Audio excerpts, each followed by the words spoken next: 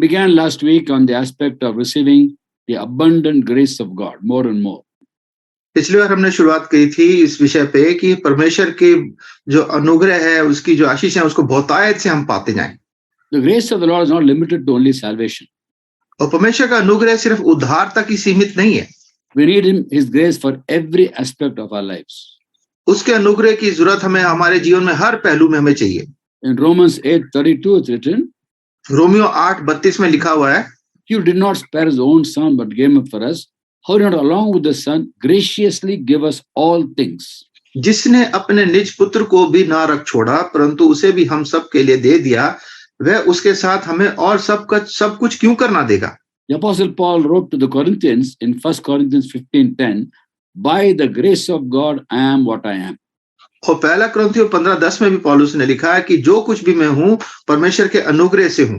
We look at the amazing transformation in his life, we realize that it's only by the grace of God. And the beautiful thing is that God is a God who shows no favoritism. और उसके जीवन में हम जो कुछ देखते हैं, हम देखते हैं परमेश्वर के अनुग्रह से ही है। और हमारा परमेश्वर जो ऐसा परमेश्वर है जो कोई पक्षपात नहीं करता। And the Apostle Paul knew that. He himself wrote in Ephesians 6:9, where God there's no favoritism. और वो इस बात को जानता था, इसलिए उसने इफिसियन 6:9 में खुद इस बात को लिखा कि परमेश्वर के वो जो है किसी उसमें पक्षपात नहीं करता वो। And that's why he writes to the Corinthians says, "Follow me as I follow the Lord." 1 Corinthians 11:1. और पहला कुरिन्थियों 11:1 में वो इसलिए कहता है कि तुम मेरी सी चाल चलो जैसा मैं मसीह की सी चाल चलता हूं।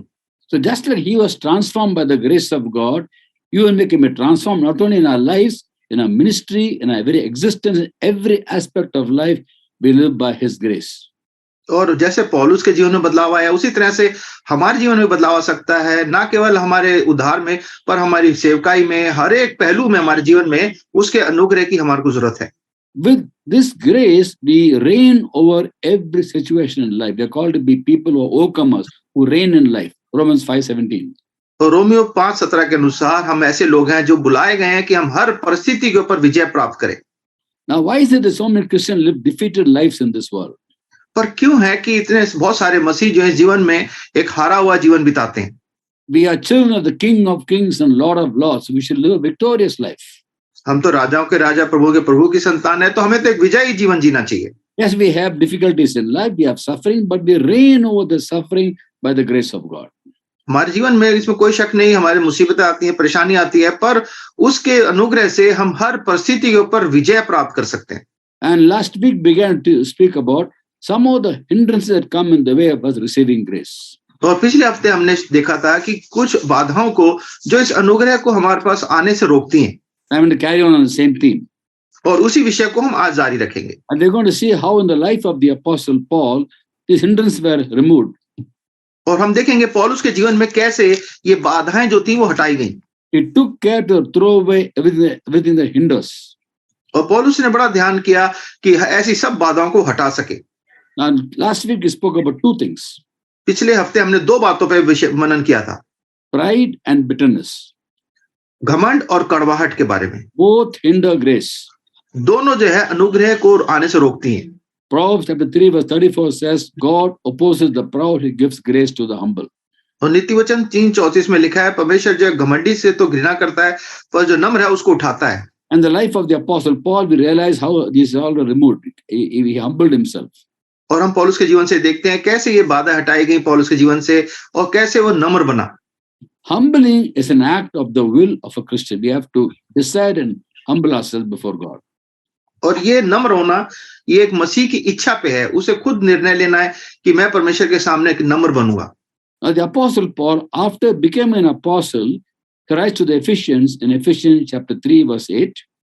और प्रेरित बनने के बाद पौलुस जो है इफिसियों 3 अध्याय उसकी 8वीं आयत में लिखता है, Although I am less than the least of all God's people, this grace was given to me to preach the Gentiles the unsearchable riches of Christ.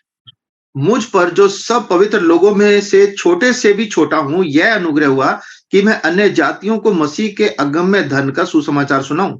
Now, after becoming an apostle, he's saying that. और ये बात वो तब लिख रहा है जब वो प्रेरित बन गया।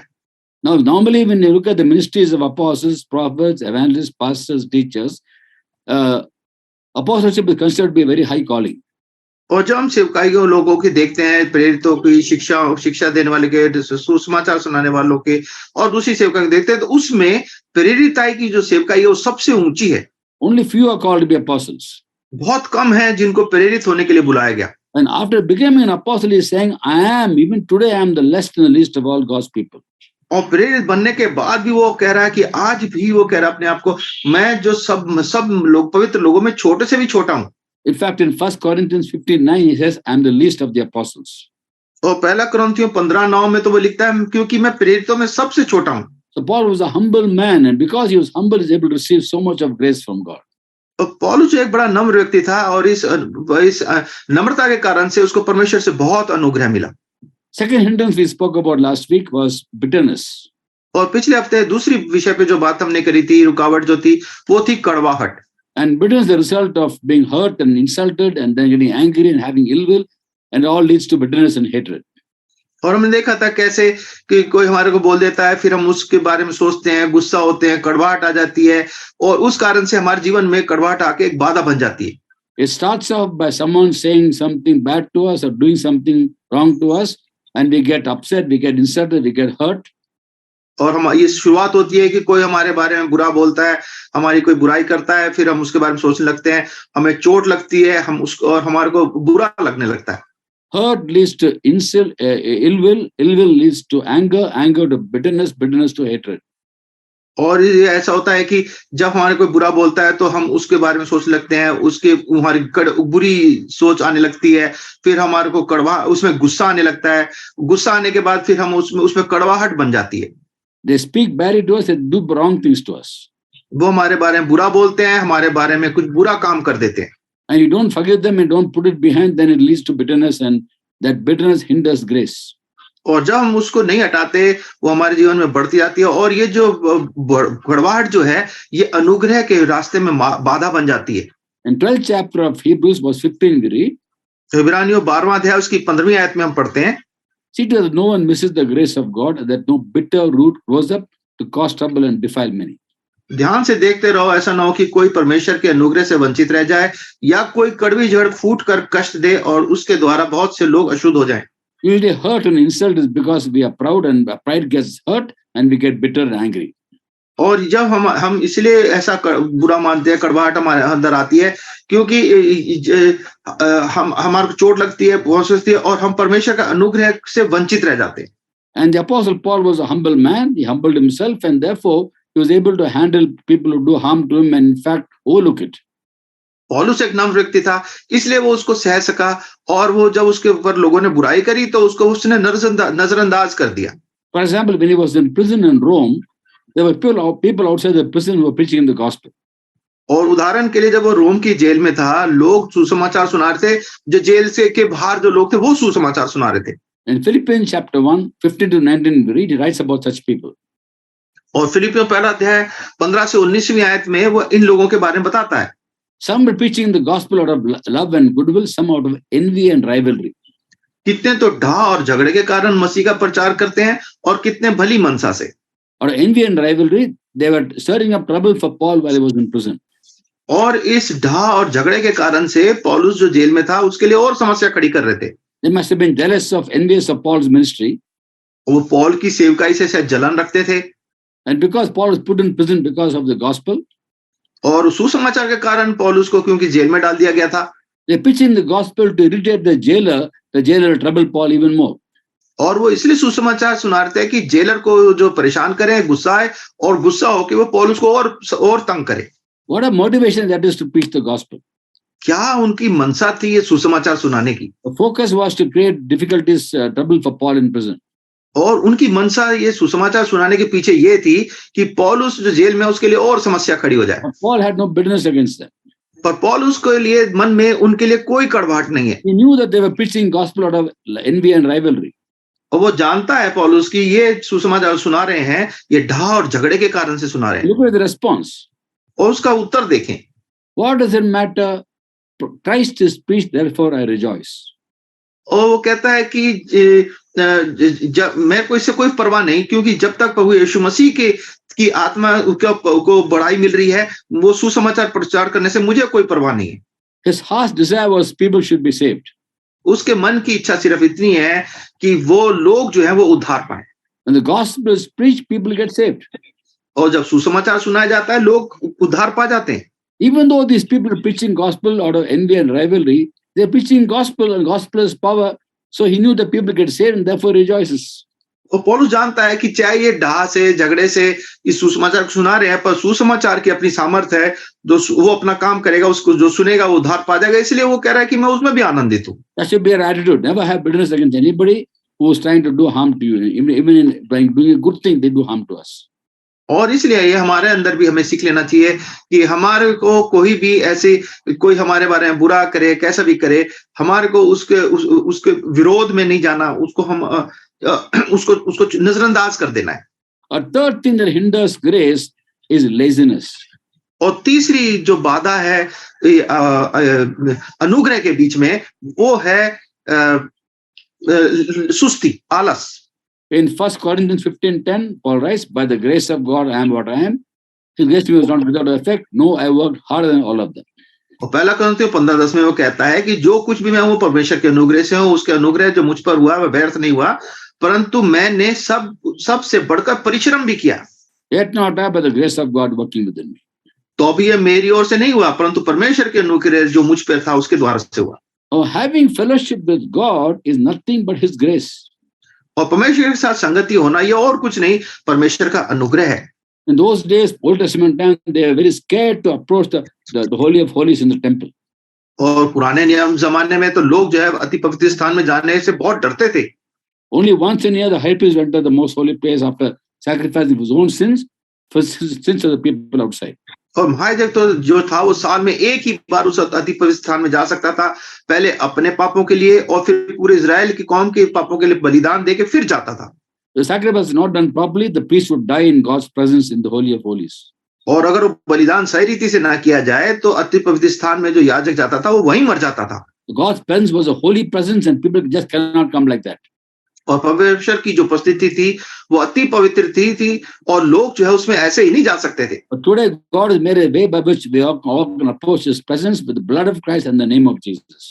पर हम जो अभी जो हैं, हम प्रभु यीशु मसीह के लहू और उसके अनुग्रह के कारण से उसकी उपस्थिति में जा सकते हैं कभी भी। Having one-to-one fellowship with God is nothing but the grace of God, the way by which opened the way for us to enjoy His presence and have fellowship with Him. और परमेश्वर के साथ व्यक्तिगत जो हम बातचीत हमारे जो उसके साथ मेल कर सकते हैं, बात कर सकते हैं, ये परमेश्वर का अनुग्रह ही है और उसके अलावा ये कुछ भी नहीं है। There's so much of joy in His presence.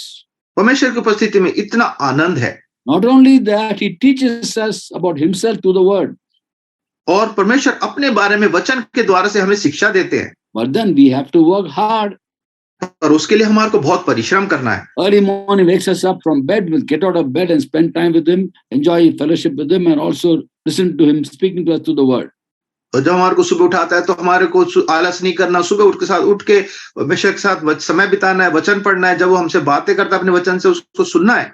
Knowing Him, knowing His Word is only His grace and the revelation He gives us. और परमेश्वर को जानना, परमेश्वर के वचन को जानना, ये सिर्फ उसका अनुग्रह है, ये उसका प्रकाश करने का उसका एक तरीका है, ये उसका अनुग्रह ही है। Things of God are not searched out. We can't research on God. We only receive revelation from God. और परमेश्वर की जो बातें हैं उस पे हम अध्ययन करके उसको नहीं सीख सकते, ये उसका अनुग्रह है, हमें सिर्फ उसको स्वीकार करना है। For that we have to work hard. और उसके लिए हमारे को बहुत परिश्रम करना है। For example, when Lord fed more than 5,000 people with 5 loaves of bread and 2 fish. और जैसे परमेश्वर ने 5 रोटी और 2 मछली से 5,000 लोगों को खिलाया, they were all following Him because they wanted bread and fish. तो सब उसके पीछे से चल रहे थे क्योंकि उन्हें सबको मछली और रोटी की जरूरत थी। They're walking everywhere in the hot sun. Sometimes in summer, it's quite hot in Israel. और इजराइल में काफी गर्मी होती है और वो गर्मी के मौसम में प्रभु यीशु मसीह के पीछे दोपहर में भी चलते रहते थे। And then you find He tells them, and they're following Him for the sake of bread and fish. He tells them in John 6:27.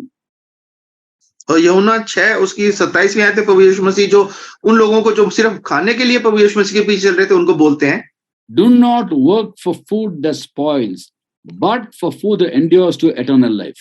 नाशवान भोजन के लिए परिश्रम ना करो, परंतु उस भोजन के लिए जो अनंत जीवन तक ठहरता है। Two entities in this universe never change, at least in the world never changes. दो बातें हैं इस संसार में, दो चीजें हैं जो कभी बदलती नहीं है।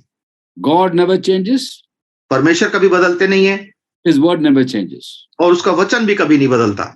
If we are wise people, we invest our time in knowing God more and more and receiving His word more and more. अगर हम बुद्धिमान लोग हैं तो परमेश्वर के साथ समय बिताएंगे ज्यादा से ज्यादा और उसको जानने का प्रयास करेंगे और भी अधिक। And this is hard work. और इसके लिए परिश्रम करना पड़ता है, कठिन When काम we है ये। work hard to receive revelation from God and spend hours with Him, then we are so blessed by the amazing grace. He showers His grace upon us. और जब उसके साथ समय बिताते हैं, उसके साथ व्यक्तिगत उसके, तो परमेश्वर अपने अनुग्रह को हमारे पास बरसा देता है। We can only prepare ourselves to receive revelation. We can't work for revelation. We can't manufacture revelation. It comes from God. और ये जो परमेश्वर का जो प्रकाश है, इसको हम अपने परिश्रम से नहीं पा सकते। ये परमेश्वर को उसका अनुग्रह है, वो अपने आप हमारे पे डालते हैं। Ministry is the grace of God. परमेश्वर की सेवकाई जो है वो परमेश्वर का अनुग्रह ही है। And when we serve God, it's a privilege for us to serve God, and we have to serve God with hard work. और परमेश्वर की जो सेवा करना है, परमेश्वर का एक आदर है जो हमें देते हैं और इसको हमें बड़ी परिश्रम के साथ करना है। In the Old Testament time itself, we read in Jeremiah 48 chapter verse 10. और यिर्मयाह 48 उसकी 10वीं आयत में पुराने नियम में हम पढ़ते हैं, Woe to him who is lax in doing God's work. शापित है वह जो यहोवा का काम आलस्य से करता है। The Old Testament time, woe means curse. और पुराने नियम में हाय मतलब वो शापित शब्द है। But today, there's no curses for us today. पर हमारे नए नियम में हमारे लिए कोई श्राप नहीं है। But God expects us to work very hard. तो परमेश्वर हमसे आशा करते हैं कि हम बहुत परिश्रम करें, मेहनत करें। In Hebrews 6:12, we read, इब्रानियों 6:12 में हम पढ़ते हैं, do not be lazy, but imitate those who through faith and patience inherit the promise of God. ताकि तुम आलसी ना हो जाओ, वरन उनका अनुकरण करो जो विश्वास और धीरज के द्वारा प्रतिज्ञाओं के वारिस होते हैं। And therefore, as God's people, as soldiers in God's army, spiritual warfare, not physical warfare, every soldier works hard, disciplined and hardworking. और हम जो परमेश्वर के आत्मिक सेना के लोग हैं, उसमें हमारे को हर एक आदमी को बहुत परिश्रम करना है, कोई आसानी से नहीं रहना, मेहनत करनी है। And because we are lazy sometimes, we're not able to receive the grace of God in terms of knowing His scriptures and having fellowship with Him. और क्योंकि हम आलस्य करते हैं, तो परमेश्वर के वचन को जानना, उसके साथ संगति करने में हम पीछे रह जाते हैं। That's why in 1 Corinthians 9:27, Paul writes, इसलिए 1 कुरिन्थियों 9:27 में पौलुस लिखते हैं, I beat my body and make it my slave. But after preach to others, I won't be disqualified for the prize. परंतु मैं अपनी देह को मारता कूटता और वश में लाता हूं, ऐसा न हो कि मैं औरों को प्रचार करके मैं आप ही किसी रीति से निकम्मा ठहरूं। It's not a physical beating of the body. In literal terms, it basically means that you take control over the laziness of your body. और ये कोई शारीरिक वाली बात नहीं है, पर ये है कि इसमें है कि हम जो हमारे शरीर में जो आलस्य है और जो ऐसी चीजें हैं उसको अपने वश में करें। In Mark 12:30, Jesus summed up the Old Testament law in 2 commandments. तो प्रभु यीशु मसीह ने मरकुस 12:30 में सारी व्यवस्था को 2 बातों में संक्षिप्त कर दिया। Love your God with all your heart, soul, mind and strength. तू अपने परमेश्वर से अपने सारे मन से और अपने सारे प्राण से और अपनी सारी बुद्धि से, And love your neighbor as yourself. और अपनी सारी शक्ति से प्रेम रखना, और दूसरी ये है कि अपने पड़ोसी से अपने समान प्रेम रखना। He also added his another commandment, love your enemies, which is Jesus' teachings. और प्रभु यीशु मसीह ने एक आज्ञा और उसमें जोड़ दी कि तुम अपने जो शत्रु हैं उनसे भी प्रेम करना। Now, how do you love God with your strength? अपनी सारी शक्ति से परमेश्वर से कैसे प्रेम कर सकते हैं? The body is weak, the flesh is weak, but the spirit should control the body, the flesh.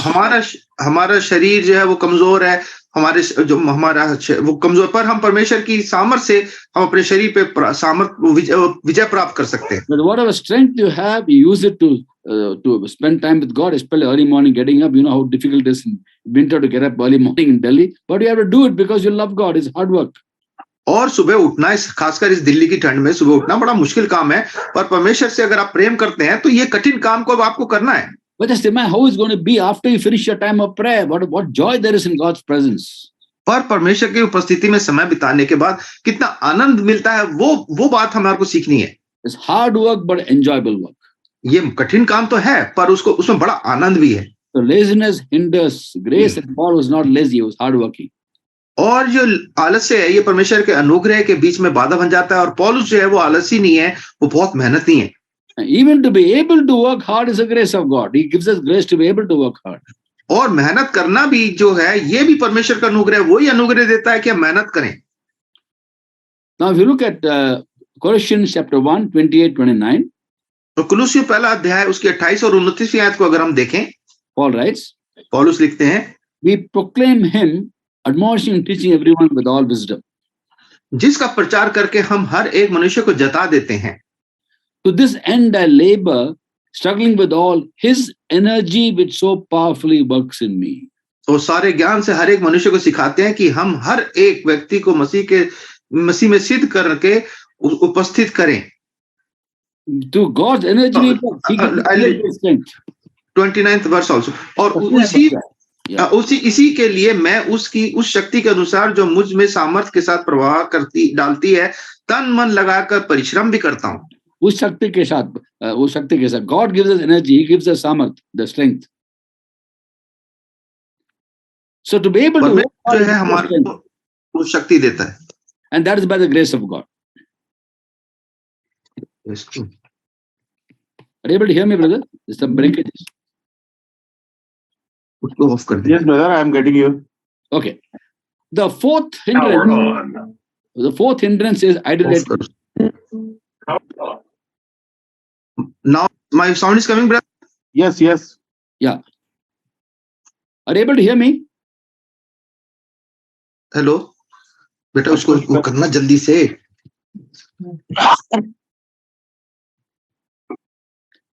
The fourth Ashwani brother, आपकी आवाज आ रही है।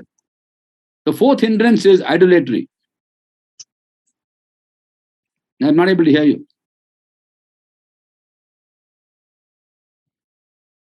Your audio is muted, I think. Ashwini? Now my sound is coming, brother? Now it's coming. Yeah. Okay, sorry, my mic, some problem, I don't know. Bluetooth. Okay. Doesn't matter. Okay, the fourth hindrance is idolatry. और चौथी बाधा जो है वो मूर्ति पूजा है। Now, not necessarily physical murti puja, but idols that come in the way of us and God. और ये नहीं कि हम सीधा मूर्ति को ही पूजने लगे, पर सारी ऐसी चीजें जो परमेश्वर की जगह ले ले हमारे जीवन में। Now, there's something Jonah said in the belly of the fish is very, very profound. और योना ने जो मछली के पेट में से जो बात कही, वो एक बहुत बड़ी बात कही है। When he was in the belly of the fish, he made an amazing revelation he gave. और उसने मछली के पेट में से जो बात कही है, एक बड़ा प्रकाश की बात कही है। In Jonah chapter 2 verse 8 he says, योना दूसरा अध्याय उसकी 8वीं आयत में वो कहता है, from the belly of the fish, मछली के पेट में से, those who cling to worthless idols forfeit the grace that could be theirs. जो लोग धोखे की व्यर्थ वस्तु पर मन लगाते हैं, वे अपने करुणा निधान को छोड़ देते हैं। So Karuna's mercy is grace, isn't it? They reject the grace. They forfeit the grace when they have idols in them. That's what he said. ये अनुग्रह का जो परमेश्वर है, उसको वो छोड़ देते हैं। Now it's important to understand that when idols come into our lives, we hinder our relationship with God. और ये जो मूर्ति हमारे जीवन में जब आ जाती है, तो ये परमेश्वर से हमारा जो व्यक्तिगत रिश्ता है उसमें बाधा बन जाती है। Idols need not be physical idols. और ये जो मूर्तियां हैं, ये शारीरिक मूर्तियां होना जरूरी नहीं है। In the New Testament, if you look at Colossians chapter 3 verse 5 and Ephesians chapter 5 verse 5, it refers to greed being idolatry. और कुलुस्सियों 3:5 और इफिसियों 5:5 में हम देखते हैं कि जो लालच है वो भी एक मूर्ति पूजा के बराबर है, लोभ जो है। And greed is identified one of the things in the hearts of men. In Mark 7:22 talks about in the heart of man there's greed. और मरकुस 7:22 में इस बात को लिखा है कि मनुष्य के मन के अंदर ये लोभ भरा हुआ है। And greed is idolatry. और ये जो है ये मूर्ति पूजा के बराबर है। When you're desperate to have something in this world that takes it away from God, then that becomes an idol and you hinder grace. और कोई भी चीज अगर हमारे को परमेश्वर के प्रेम दूर ले जाती है, तो वो हमारे अनुग्रह के पीछे बाधा बन जाती है और वो मूर्ति पूजा बन जाती है। Nothing should come in the way of our relationship with God. कोई भी चीज जो है हमारे परमेश्वर के साथ जो हमारा रिश्ता है उसके बीच में बाधा नहीं आनी चाहिए। And sometimes our family members can be idols. कई बार हमारे परिवार के लोग हमारी मूर्ति बन सकते हैं। A wife can be an idol, husband can be an idol, children can become idols, a job can be an idol, ministry can become an idol. हमारे बाल बच्चे पति और यहाँ तक कि हमारी सेवकाई भी जो है एक मूर्ति पूजा बन सकती है हमारे लिए। There's an amazing statement Jesus made that very often, very rarely people speak on it. There's hardly any sermon on it. और प्रभु यीशु मसीह ने एक बड़ी बात कही है और इसके ऊपर लोग बहुत कम वचन देते हैं। This is Luke 14:26. लूका उसका 14वां अध्याय उसकी 26वीं आयत में हम इसको पढ़ते हैं। The words of the Lord Jesus Christ. प्रभु यीशु मसीह के वचन। What does he say here? वो यहाँ क्या कहते हैं? If anyone comes after me and does not hate his father and mother, brothers and sisters, wife and children, yet even his own life, he cannot be my disciple. प्रभु यीशु मसीह कहते हैं यदि कोई मेरे पास आए और अपने माता पिता पत्नी लड़के वाले भाइयों बहनों वरन अपने प्राण को भी अप्रिय ना जाने तो वह मेरा चेला नहीं बन सकता। So we must put Lord above everything else. तो हमें प्रभु यीशु मसीह को सब चीजों से ऊपर रखना है। The same God who said love your enemies, here he says they should not take the people around you, your loved ones should not take the place of God. और यही परमेश्वर जो कह रहा है कि अपने वैरियों से प्रेम करो, वो कह रहा है कि कोई भी चीज जो है परमेश्वर की जगह नहीं लेनी चाहिए।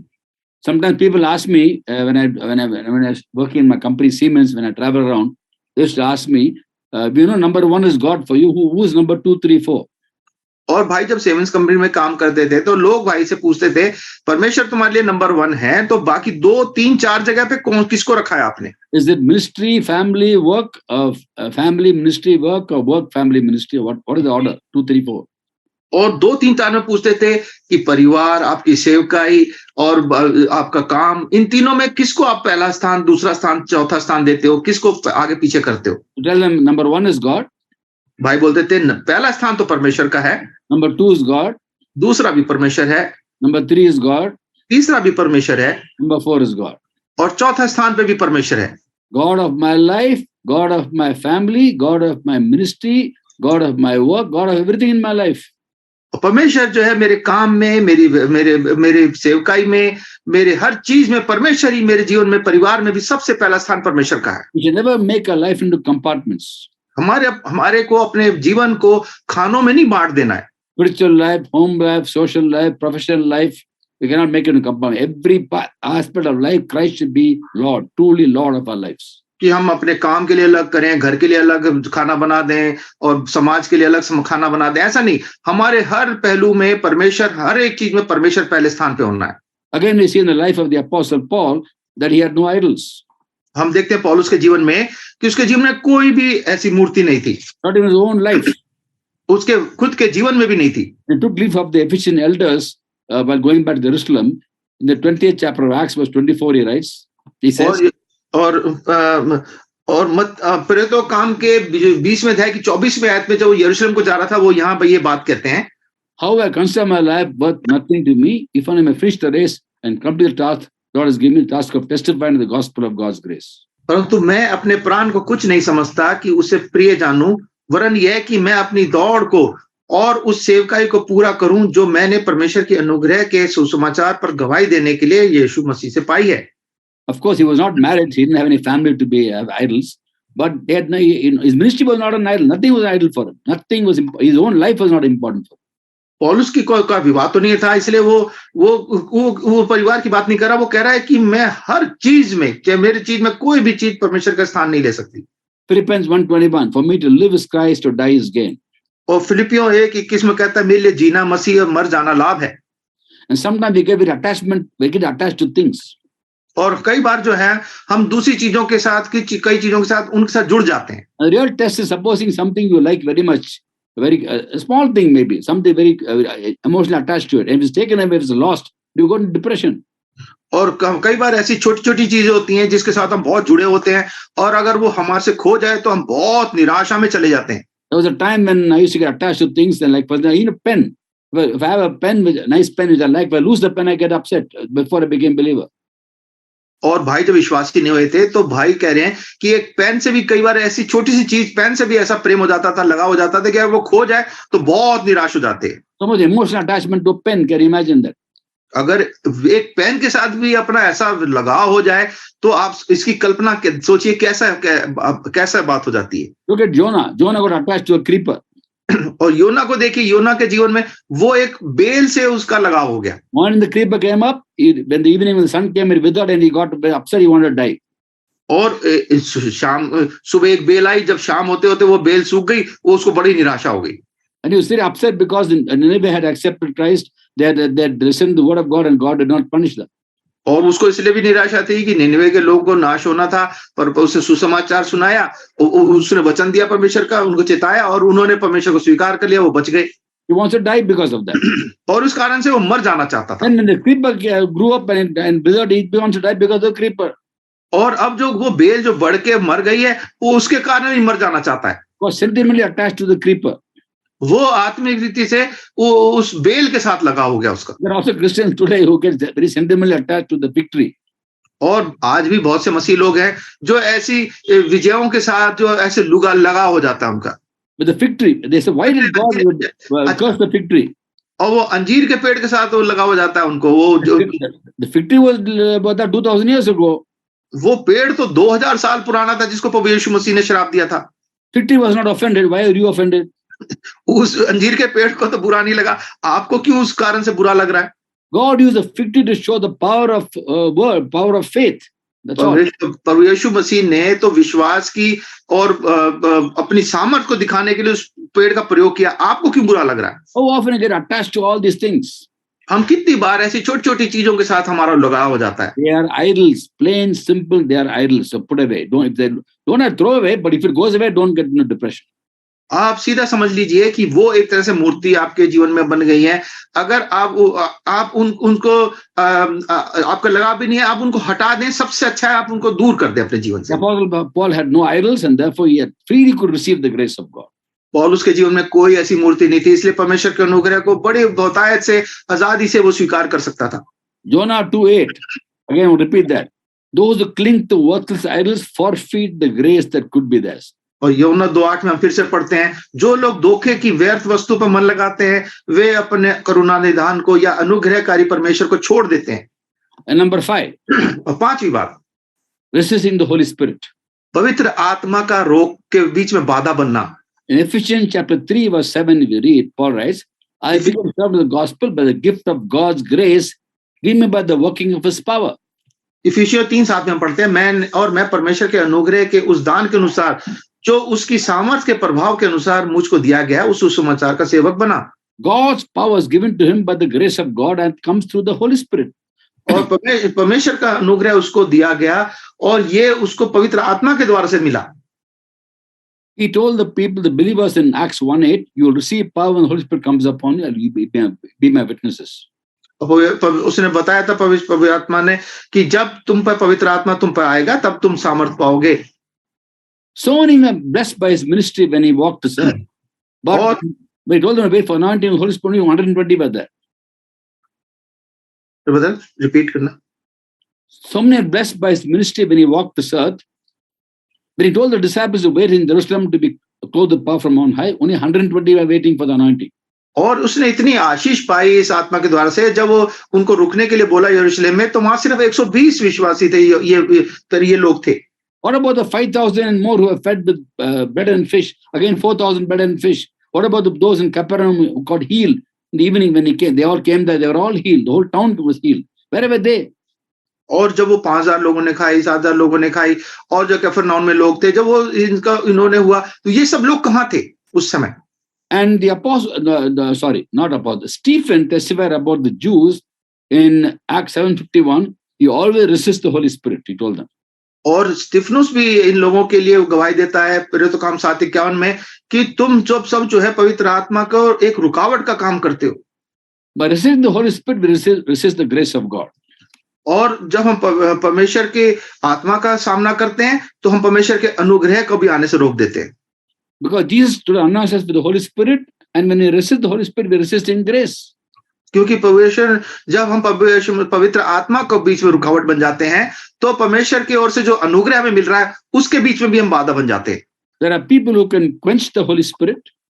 कुछ लोग हैं, ऐसे लोग हैं जो पवित्र आत्मा जी को बुझा देते हैं। 1 Thessalonians 5:19. पहला थिस्सलुनीकियों 5वां अध्याय 19वीं आयत में। Some insult the Holy Spirit, Hebrews 10:29. और हिब्रानियों 10:29 में कुछ लोग तो पवित्र आत्मा जी को शिक्षा ही देने लगते हैं। There are some people who blaspheme the Holy Spirit. कुछ लोग पवित्र आत्मा जी को उसका ठट्टा उड़ाते हैं, उसका लांछन करते हैं, बुरा बोलते हैं। Matthew 12:31. मत्ती 12 उसकी 21वीं आयत में Some grieve the Holy Spirit when they speak loose words. Ephesians 4:30. इफिसियों 4:30 में कुछ लोग ऐसे शब्द का प्रयोग करते हैं कि पवित्र आत्मा जी को शोकित कर देते हैं। And some people resist the Holy Spirit, और कई लोग पवित्र आत्मा जी के बीच में बाधा बन जाते हैं, which means they resist grace. और इसका मतलब यह है कि परमेश्वर के अनुग्रह में बाधा बन जाते We हैं। can't work for the anointing. We can't manufacture anointing. We receive the anointing that Jesus pours out upon us. और हम परमेश्वर ने जो अनुग्रह हमारे पे हमें मिला है उसको परिश्रम करके नहीं पा सकते, उसको सिर्फ स्वीकार कर सकते हैं। Even the Lord Jesus Christ ministered by the anointing of the Holy Spirit. प्रभु यीशु मसीह ने भी जो सेवकाई करी पवित्र आत्मा की अनुग्रह से, पवित्र आत्मा के द्वारा से वो किया। Acts 10:38 we read Peter testifies before the household of Cornelius. और प्रेरितों काम 10वां अध्याय 38 में वो पौलुस जो है, पतरस जो है, इस बात की गवाही देता है। God anointed Jesus Christ with power, the Holy Spirit and power, went around doing good, healing all who were under the power of the enemy because God was with him. कि परमेश्वर ने किस रीति से यीशु नासरी को पवित्र आत्मा और सामर्थ से अभिषेक किया, और वह भलाई करता सबको जो शैतान से सताए हुए थे, अच्छा करता फिरा, क्योंकि परमेश्वर उसके साथ था। When he needed anointing, how much more we need anointing? अगर प्रभु यीशु मसीह को पवित्र आत्मा के अभिषेक की जरूरत है, तो हमारे को और कितनी ज्यादा जरूरत है। By resisting the Holy Spirit, we resist grace. पर अगर पवित्र आत्मा जी के बीच में रुकावट बनते हैं, बाधा बनते हैं, तो हम परमेश्वर के अनुग्रह में भी बाधा बन जाते हैं। Instead of resisting, we are called to be thirsty for the Spirit and hungry for the Word. और इसलिए हमारे को रुकावट बनने की जगह हमारे को परमेश्वर की आत्मा के लिए प्यासा और भूखा, उसके वचन के लिए भूखा होना चाहिए। When that happens, then we receive more and more grace and we become spectators in what God does through us. और जब हम ऐसा करते हैं तो हमारे को और परमेश्वर का अनुग्रह मिलता है। परमेश्वर ने हमारे जीवन में जो बहुत अद्भुत कार्य करते हैं, उसको हम दर्शक बन के देख सकते हैं। The Apostle Paul, example for us of transformation. और पौलुस का जीवन जो है हमारे सामने एक उदाहरण है इस बदलाव का। He can be transformed, we can be transformed. अगर पौलुस बदल सकता है तो हम भी बदल सकते हैं। He is transformed by grace, we are transformed by grace. अगर पौलुस अनुग्रह के द्वारा से उसका बदलाव हुआ, तो हम भी अनुग्रह से ही हमारे अंदर बदलाव आएगा। And God shows no favoritism. परमेश्वर जो है कोई पक्षपात नहीं करते। We can receive grace to be transformed and be a spectator in his work in our lives. परमेश्वर के उस अनुग्रह को हम स्वीकार कर सकते हैं, और हमारे जीवन में जो आश्चर्य अद्भुत कार्य करेगा उसको हम दर्शक बन के देख सकते हैं। May God bless us as we take his word very seriously and keep on thirsting for the Spirit and hungering for the word. हम परमेश्वर के वचन को बहुत गंभीरता से लें, परमेश्वर की आशीष हम सबको मिले, और जितना हम परमेश्वर की आत्मा और उसके वचन की भूख में बढ़ते जाएं। God bless us all. परमेश्वर सबको आशीष दे।